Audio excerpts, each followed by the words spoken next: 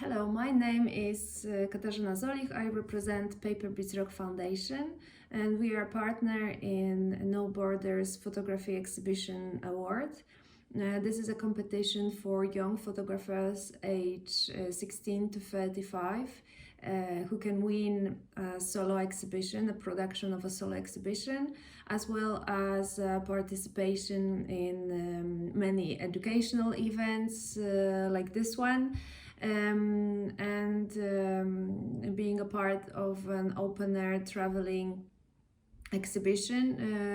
The exhibition will be traveling throughout 5 countries that organize the contest, and the contest is supported by the Visegrad Fund. So I'm the partner from Poland, and as I have mentioned, Paper Beats Rock Foundation is a foundation that deals with visual culture, especially with the photo books, organizing workshops and different activities like festivals of photo books. As well, I am also the initiator of Małe Nakłady online photo book library, and I am very happy to participate in this portfolio review. This is the first review, and I will be talking about some of your works that we have received in the series, in the category series of images. I would like to mention that I've saw all of the submissions. They were really amazing, and I really liked many of them. They were interesting from different points of view, and I've chosen just few to conduct this portfolio review, to give you the further tips and to mention some interesting practices and how they could be developed, or how do I understand them, because of course whatever I say you can take it or leave it. Not all of the submissions are mentioned. I've chosen them from the educational reasons, and hopefully they will help you to develop your own practice. So first of all, I have an interesting example, because I have seen the 3 series submitted by Magdalena Mogielnicka from Poland, and what is interesting is that she's telling us a story about one place, about one subject, and in one time frame. So what I got here was a mix of pictures from 3 different stories, and something interesting started to happen, because we have this main character who is a photographer, and if you compare different photographs of one photographer, we can see clearly if somebody has a very well developed visual language, that the picture is actually his or hers.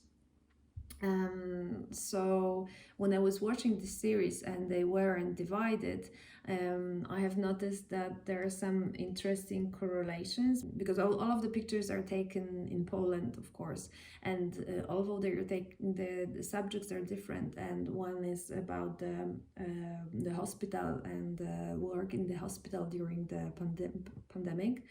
The other one is totally different, because this is a reportage about some kind of an event, and the third one is protests in Poland. And by comparing them in one folder just by accident, I would like to show you what kind of accidents make a story. Of course, this is not the intention of Magda. Of what I would suggest, if you wanted to create a book or create a story about contemporary Poland, these pictures, because they are taken by you, they're just perfect in terms of being black and white in mood even, or colorful, about the times of isolation and about the times of getting together, about the rage of manifestations in Poland, and comparing this makes a really strong message towards the complexity of the current, but also the complexity of life in general. So of course it's easier to make a story about something that's happening now and here and telling it with one lens, but it's also very, especially for me, exciting to tell a coherent story from different photographs and from different events. The case of Magda Zielińska is very interesting because she's using the documentary subject, let's say, and the scientific method. You can see the pictures above to tell a story about the power and about the body. We have a subject. The subject is researched because we have some medical textbooks. She has already mentioned the power over the body, so there is like a huge context with, I don't know, Michel Foucault. When you take out the medical context, what remains is a strictly aesthetical effect, even if you put it in the home situation. And the question arises, is this what Mada wanted to say? Is this a strictly aesthetic approach? It could be easily used in the fashion photography, like the smooths, and so the question is, why is she using the textbooks for the medical textbooks and putting them in the different contexts? What makes a good story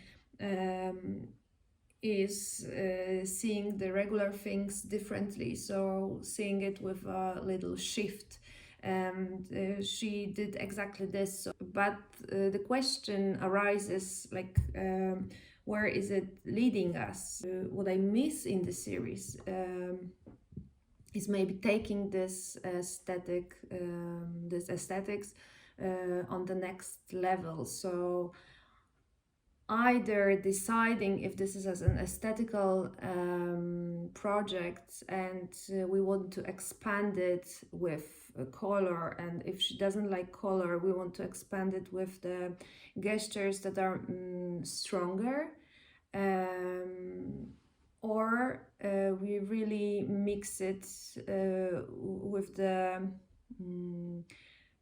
deeper stuff, let's say. So we can still use the textbook and we can mix the textbook into the picture, or we can show the context, like building the environment for ourselves, so creating even more distortion in the environment around. So for sure, this is good that the series is coherent. So we have like the black and white imaginary, we have the format that is similar, we have a quite clean and aesthetic environment. By choosing the medium in which Mada is showing us the pictures, we can actually change the meaning of it. So it can be more formal by using different formats, for example, or it can be more, let's say, meaningful or concentrated on the subject if we mix it with the medical textbooks, or if we mix it with different kind of texts, or if we add some more different photos to it. Thank you, Magda, for sharing this series with us. I think the imaginary is very interesting, and I like the creative gesture. You can see above my what I mean by structuring the purse, and what I mean by changing the format and treating it differently. The next series I'd like to discuss is a series by Zsófia Sivak from Hungary. She sent us a series of photos, and I would like to show it to you as an example of a very professional approach of telling a story with different kind of imaginary and different kind of perspective and angles, with at the same time having this coherent style. Zsofia Sobek is telling us the story about the transformation of let's say leisure culture in Hungary and what happened in the Hungarian countryside, especially in the pub culture in the countryside and in the smaller cities. And on these pictures you can see the very characteristic visual style. She's using a flashlight, she's using the wide angle as well as the portraiture. She's mixing, although all the pictures are colorful, she's mixing the landscape format with a portrait format. There are details, there are close-ups, there is also some still life, and this, it's only 10 pictures, but within these 10 pictures we can see the whole story, we can see the atmosphere, we meet the people, and we meet the people in a very we have the very close relationship to them, because she's having a close relationship to them, and she's photographing them from a close distance. So this is what I really suggest to everybody who is dealing with the subject connected to people. And I'm mentioning Zsofia Sobek work because it is sequenced in a very smart way, I would say, and this is a way that is actually leading us or guiding us throughout the story. So with number one, we have a picture that is opening it, and so we have the wide lens and the interior of let's say pretty ruined or pretty old place that is abandoned. Then we have some protagonists introduced who are actually drinking and smiling and looking at us. It's connected with some pictures of interior design and a closer portrait, and then mixed with another interior, another empty space. From this space we are going out, we see some more people drinking outside. Then we have the let's say precise location, because we have the geographical reference, but it's also a detail on the wall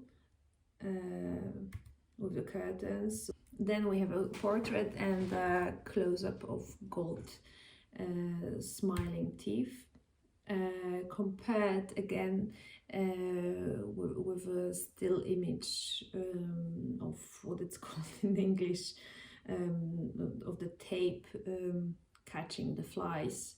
That is also giving us some kind of a metaphorical view. So we have a selection of 10 photographs, but these 10 photographs actually tell the whole story. Of course, we can expand on that story because it's really interesting and it's done in a professional way. So we have we can actually tell ourselves the whole story without looking at any text. Congratulations, Zsofia, I really like this series. The next project I would like to share with you, it's a series of images by Václav Sobek from Czech Republic. The project is it's an examination of the night, or it's a very dark and suggestive imaginary about the night, about the forest, about the horrors of the darkness, about the darkness itself, about what is living in the forest when the humans are going to sleep. And it contains 10 black and white photographs taken with a strong flashlight of people and fragments of the trees photographed in the dark. What is nice about this project that it's very well thought from the beginning to the end. I feel like it could be extended and it would be nice to watch. From the very beginning I have the clear idea what is it about. I have the clear idea of the atmosphere that it's surrounding it.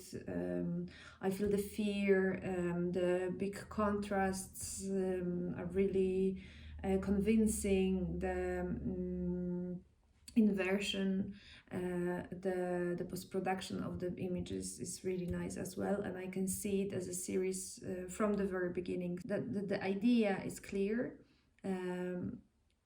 The execution of the idea is also very like straightforward, and it works. Of course, we have received many more submissions, and I'm happy that I could cover some of it at least. Hopefully other reviewers will cover some of them as well. I can't wait to see or some of the projects like during the traveling exhibition, and we are waiting for your progress. You can still submit your works to the contest. Please do, and we'll be happy to see it all and to review it throughout the way. Take care and see you next time.